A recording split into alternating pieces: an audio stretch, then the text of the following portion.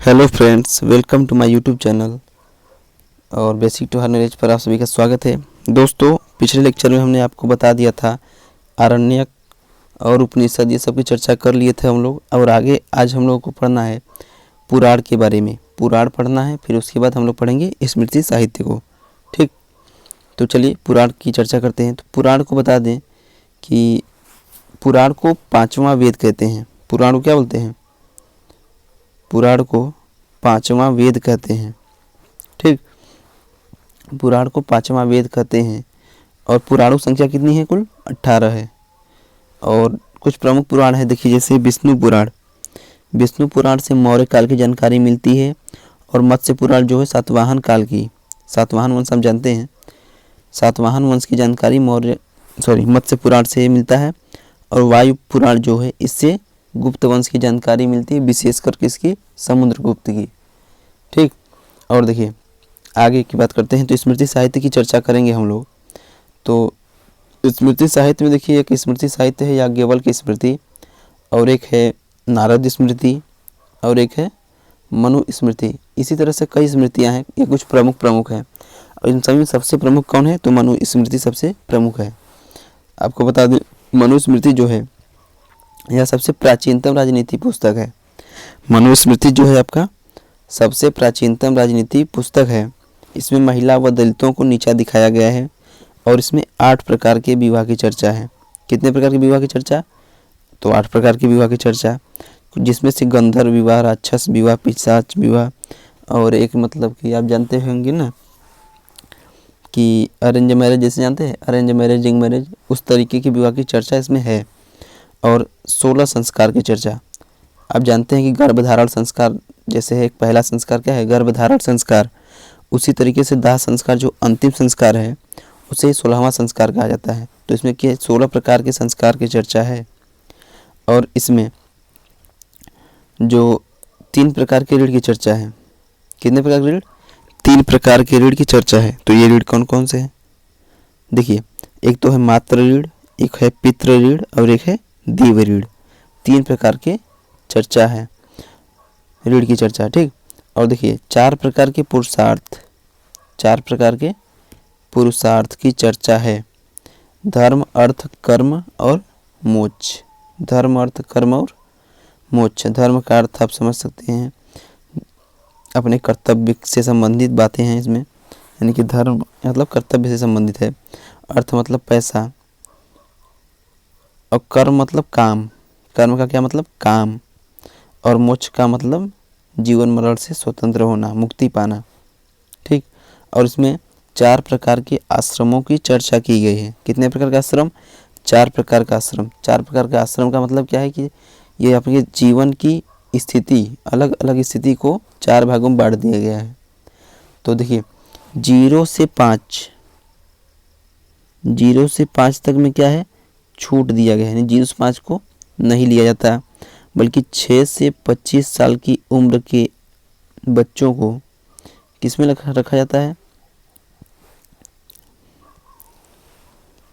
इसे 0 से 5 वाले को किसमें लिखा जाता है? बाल्यावस्था। ठीक, बाल्यावस्था। और 6 से 25 को किसमें रखा जाता है? ब्रह्मचर्य। और 6 से 25 हो गया, फिर 26 से 50, 26 से 50 की जो चर्चा है उसको बोलते हैं, देखिए 26 से 50, एक मिनट ऊपर लिखते हैं थोड़ा।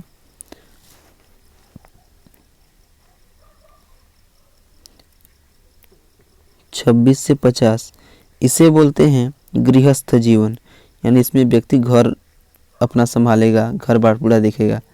ठीक, गृहस्थ जीवन। और 51 से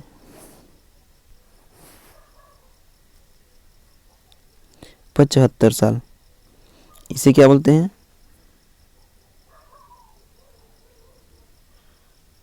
वानप्रस्थ। वानप्रस्थ जीवन। 51 से 75 साल की उम्र में व्यक्ति के जीवन क्या कहा गया है, वानप्रस्थ जीवन। और एक अंतिम बचता है जिसमें 75 से अधिक या 76 से अधिक, चाहे जितना भी हो, ठीक, उसे क्या बोलता है, सन्यासी जीवन। सन्यासी जीवन। इस प्रकार से व्यक्ति के जीवन काल को प्रमुख 4 भागों में बांटा गया है। इसे क्या बोलते हैं, 4 प्रकार के आश्रम, इसे ही बोलते हैं। ठीक, अब देखिए विष्णु स्मृति तथा नारद स्मृति, ये जो स्मृतियां हैं आपकी, इससे किस काल की जानकारी मिलती है, गुप्त काल की जानकारी मिलती है। अब देखिए हम लोग चर्चा करेंगे महाकाव्य की। देखिए बहुत बड़ी रचना को क्या बोलते हैं, महाकाव्य। जैसे कि रामायण जानते हैं आप लोग, महाभारत, कामायनी भी एक प्रकार से क्या है, आपका महाकाव्य ही है। और रामायण की बात करें तो इसकी रचना महर्षि वाल्मीकि ने की थी। इसमें 12,000 श्लोक थे। प्रारंभ में इसमें 12,000 श्लोक थे, लेकिन बाद में 24,000 श्लोक कर दिए गए। इसमें 7 कांड हैं। कांड मतलब आप जानते हैं उसका पाठ, जिसमें सबसे बड़ा कांड युद्ध कांड और सबसे महत्वपूर्ण कांड कौन सा है, सुंदर कांड है। सबसे महत्वपूर्ण सुंदर कांड और सबसे बड़ा युद्ध कांड है। और महाभारत की बात करें तो इसकी रचना वेद व्यास ने की थी। किसने, महर्षि वेद व्यास ने की थी। इसमें 18 पर्व, 18 पर्व मतलब इसमें क्या है, 18 पाठ हैं। और उसी तरह से प्रारंभ में इसमें भी कितने थे, 8800 श्लोक थे। और वर्तमान में अगर बात की जाए तो 1,11,000 श्लोक हैं। इसमें सबसे महत्वपूर्ण पर्व कौन सा है, तो भागवत गीता या भीष्म पर्व। भागवत गीता या भीष्म पर्व इसका क्या है, सबसे महत्वपूर्ण पर्व है। अब देखिए दर्शन शास्त्र की बात कर लें। देखिए दर्शन कितने, तो 6 दर्शन लिखे गए हैं उस समय में। देखिए न्याय दर्शन, न्याय दर्शन क्या है, न्याय दर्शन की रचना गौतम ऋषि के द्वारा की गई थी। और उसी तरह से सांख्य दर्शन की रचना कपिल के द्वारा। न्याय दर्शन की रचना गौतम ऋषि के द्वारा और सांख्य दर्शन की रचना कपिल के द्वारा किया गया। वहीं योग दर्शन की रचना पतंजलि के द्वारा और वैशेषिक दर्शन की रचना ऋषि कणाद। ये वही ऋषि कणाद हैं जिन्हें परमाणु का खोजकर्ता, यानी कि सबसे पहले इन्होंने परमाणु शब्द का प्रयोग किया था। ठीक, वैशेषिक दर्शन ये इनकी पुस्तक का नाम है। और एक है उत्तर मीमांसा और पूर्व मीमांसा, ये 2 और पुस्तकें हैं। देखिए उत्तर मीमांसा का रचनाकार कौन है, वादरायण, और पूर्व मीमांसा के जैमिनी। इस तरह से 6 दर्शन आपके पूरे हो गए। अब इसको आप लोग भी याद रखिएगा। 6 दर्शन, कितने दर्शन, 6 दर्शन।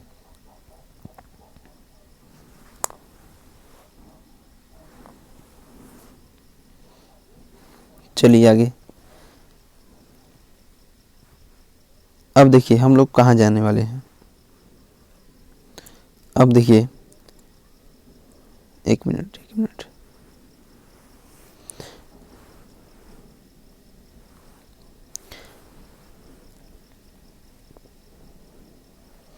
हम अभी आपको क्या नहीं पढ़ाए हैं, तो विदेशी यात्रियों की यात्रा विवरण आप लोगों को पढ़ाना है।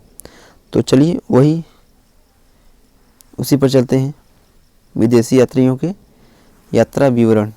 ठीक, चलिए देखिए विदेशी यात्रियों की यात्रा विवरण पढ़ने के लिए हम विदेशी यात्रियों को 3 भागों में बांट के पढ़ेंगे। वो कौन कौन से होंगे,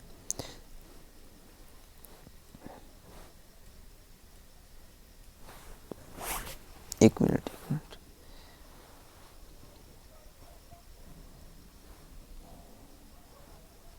चलिए देखिए, एक तो हम पढ़ेंगे यूनानी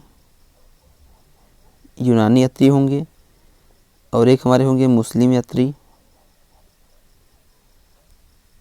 एक होंगे हमारे चीनी यात्री। ठीक, एक होंगे हमारे यूनानी यात्री और एक होंगे हमारे मुस्लिम यात्री और एक होगा चीनी यात्री। ये 3 भागों में हम बांट के पढ़ेंगे। तो सबसे पहले हम देखते हैं मुस्लिम यात्रियों के बारे में। देखिए मुस्लिम यात्रियों में कौन कौन प्रमुख हैं।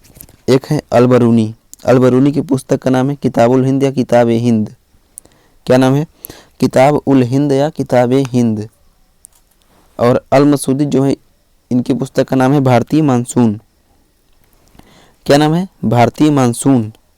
और अगला जो लेखक है अब्दुल रज्जाक की पुस्तक का नाम है मतलाए साहिन। क्या नाम है? मतलाए साहिन। और एक और लेखक है जिसका नाम है इब्न बतूता। क्या नाम है? Ibn Battuta. इसकी पुस्तक का नाम रेहला है। इब्न बतूता मोरक्को देश से आया था। यह मोहम्मद बिन तुगलक के शासन काल में भारत आया था विजयनगर साम्राज्य की यात्रा करने के लिए। और जो फिरदौसी हैं इनकी पुस्तक का नाम है शाहनामा।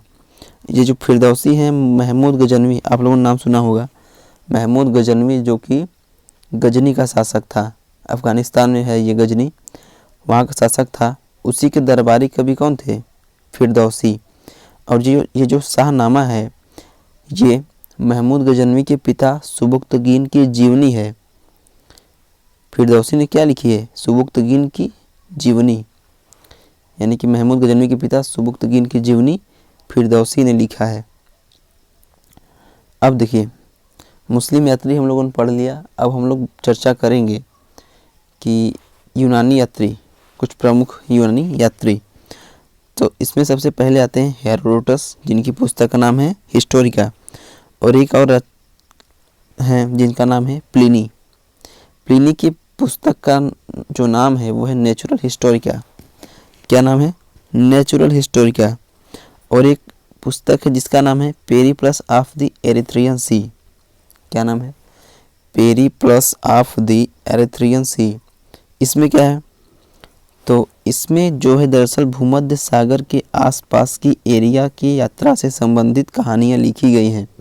यानी कि जो व्यक्ति इस पुस्तक को लिखा है उसने भूमध्य सागर के आसपास के इलाकों में यात्राएं की और यह पुस्तक लिखी, किंतु इस व्यक्ति का नाम पता नहीं है। अर्थात यह जो पुस्तक है किसी अज्ञात व्यक्ति के द्वारा लिखी गई है।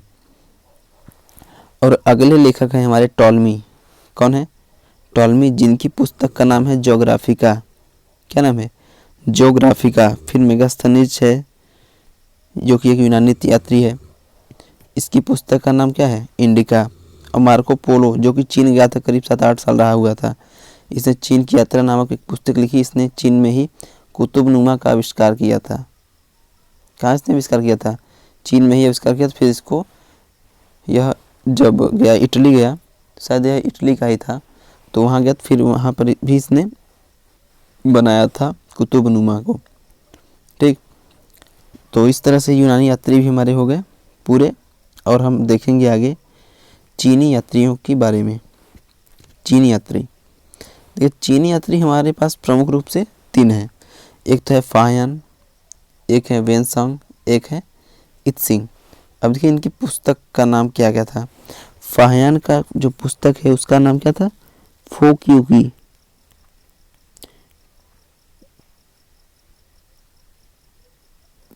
फोक्यूकी।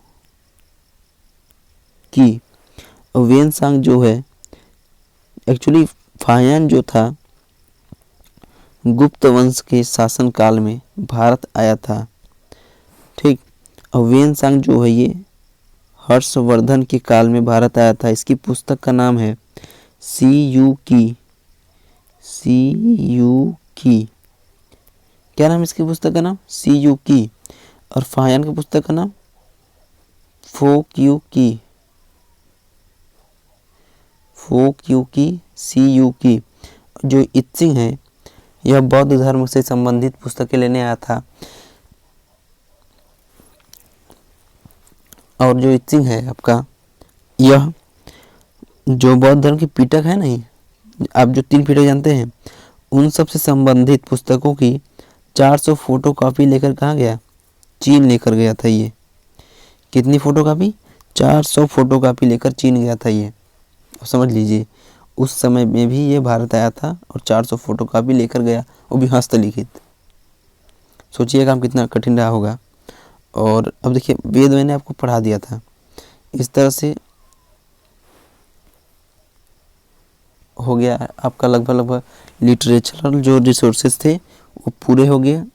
अब हम लोग अगले लेक्चर में क्या देखेंगे कि जो पुरातात्विक स्रोत हैं, क्या अब हम लोग देखेंगे पुरातात्विक स्रोत। इतिहास जानने की पुरातात्विक स्रोत हम अगले लेक्चर में डिस्कस करेंगे। तब तक के लिए tata bye bye, take care.